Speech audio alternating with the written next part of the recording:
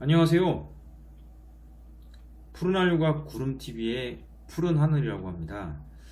푸른 하늘과 구름TV는 저의 개인적인 이야기들, 또 추억들, 또 일상들을 영상으로 만들어 나가고자 합니다. 개인적으로 혼자 하는 방송이다 보니 부족함이 참 많을 것 같습니다. 그렇더라도 관심과 응원을 해주신다면 열심히 만들어 보겠습니다.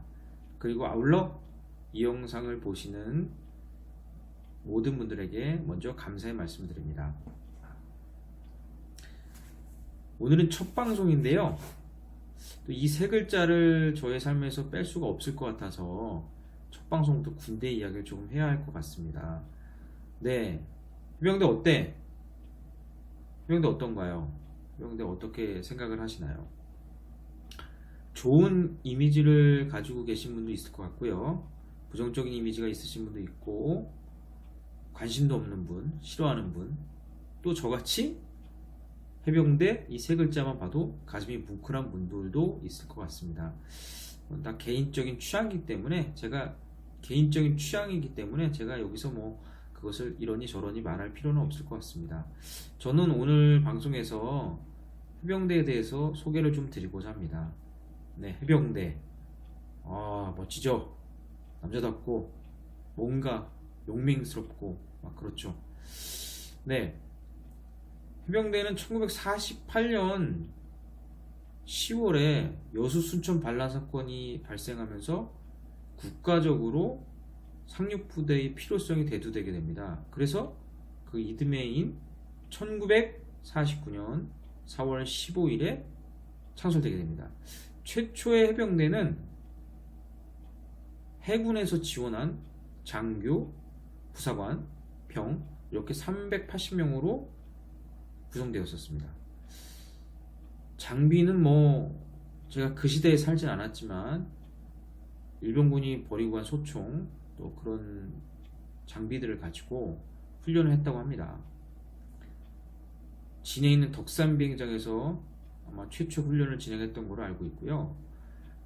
그렇게 해병대는 조금씩 발전을 하게 되는데 1950년에 정말 우리나라의 아픈 역사인 6.25 전쟁이 발발하게 됩니다. 그 속에서 해병대는 진가를 발휘하고 시작합니다. 통영상륙작전, 도솔산지구 전투, 김일성고지 전투, 많은 전투 속에 승리를 하고 용맹스러움을 나타내게 됩니다. 그 중에서 통영상륙작전을 통해서는 종군 여기자분께서 귀신도 잡을 것 같은 해병대라는 표제로 기사를 내므로써 귀신 잡는 해병이란 말을 듣게 됩니다.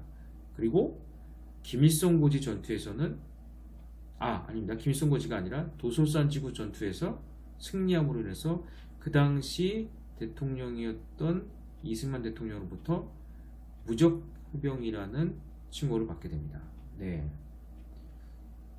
그 후에 1967년 베트남전에서는 짜빈동 전투에서 승리함으로 신화를 남긴 해병이라는 또 말을 듣게 됩니다.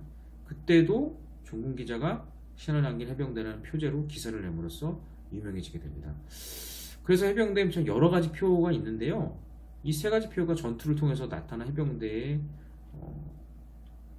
강인함이라고 할까요? 네, 그런 표현인 것 같습니다. 무적해병, 귀신 잡는 해병, 신화를 남긴 해병. 네, 그렇습니다. 이렇게 해병대가 참 작고 보잘것없게 출발해서 이렇게 발전을 해가다가 1973년 10월 10일에 해체되게 됩니다. 해병대 사령부 자체가. 그때는 제가 그 시대에 살진 않았지만 역사적, 정치적 이유, 뭐 여러 가지 이유에 의해서 해병대가 해체되게 됩니다. 그 후 1987년 11월 1일에 다시 해병대가 재창설되게 됩니다.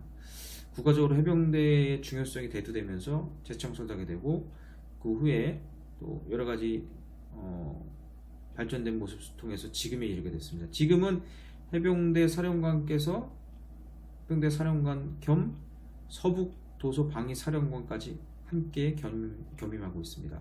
그리고 해병대 항공단도 창설 준비를 하고 있고, 현재 해병대 정확한 인원은 알 수는 없지만 2만 5천 명 이상으로 되는 것으로 저는 알고 있습니다. 예, 이것은 정확한 것은 아닙니다. 네, 아마 그냥 일반적으로 제가 예상하는 인원입니다. 아마 정확한 인원도 군사 보안일 겁니다. 네, 저는 해병대에 왜 지원하게 됐냐면, 해병대라는 곳에 좀 가서 뭔가 좀 특별한 군생활을 한번 해보고 싶었습니다. 그렇다고 제가 뭐 해병대를 갈 만한 뭐 어떤 강인함이나 뭐 체력이나 그런 게 있었던 것은 전혀 아닙니다. 저는 정말 지극히 평범했었고, 제가 해병대 간다고 했을 때 아마 사람들 좀 비웃었던 사람도 있었을 것 같습니다. 그러나 어찌됐든 저는 해병대 지원해서 그 속에서 군생활을 했었습니다. 또 해병대 군생활을 또 이야기 시작하면은 정말 할 얘기들이 많이 있습니다. 근데 또 제가 첫 시간부터 그런 군대 얘기를 쭉 하다 보면은 질리는 분도 있을 것 같아서 틈틈이 제가 그 속에서 있었던 추억이나 또 재미난 에피소드 같은 것들을 동영상을 만들어 업데이트 하도록 하겠습니다.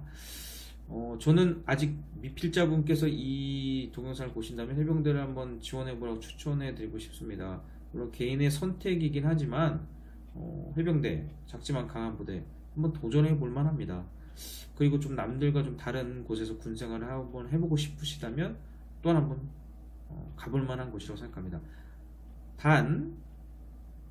단순히 멋있고 뭔가 좀 있어 보여서 지원을 하신다면 그거는 좀 심사숙고하셔야 될 것 같습니다. 그렇게 해서 지원하면 후회가 정말 많이 밀려옵니다. 그것보다는 다른 곳, 특별한 곳, 조금 힘들고 어렵더라도 한번 내가 도전해 보겠다는 생각을 가지고 지원하신다면 그래도 적응하시는데 도움이 되지 않을까 생각합니다. 해병대 모집 요강은 홈페이지에 소개가 되어 있습니다. 병무청 홈페이지, 해병대 홈페이지를 참고하시면 될 것 같고요. 특별히 면접에 있어서 용모, 예절, 표현력, 성장환경, 잠재적 역량, 국가관 이런 것들을 중요시한다는 것을 참고하시면 도움이 될 것 같습니다. 오늘은 저의 첫 방송인데요. 해병대 얘기만 했네요. 아이고 참 그렇네요. 네, 첫 방송에 군대 얘기를 좀 시작해서 앞으로 군대 얘기만 할 거냐? 그건 아닙니다. 네, 앞으로 계속 군대 얘기만 하는 건 아니고요. 물론 군대 얘기만 또 안 할 것도 아니고요. 또 제 일상 얘기도 할 겁니다. 그리고 근데 제가 이것을 만들면서 또 따로 이렇게 저도 직장을 다니고 있다 보니 뭐 매일 업데이트는 정말 쉽진 않을 것 같습니다. 그냥 제가 틈틈이 시간 나는 대로 업데이트를 할 계획입니다. 아무쪼록 여러분들께서 이 방송을 보시면서 공감되는 부분도 있고 아닐 수도 있겠지만 많은 응원을 해주신다면 다시 한번 감사드리며 또 제가 열심히 한번 만들어 보도록 하겠습니다. 이 영상을 낮에 보시는 분들은 좋은 하루 되시고요. 밤에 보시게 되는 분들은 또 좋은 밤 되셨으면 좋겠습니다.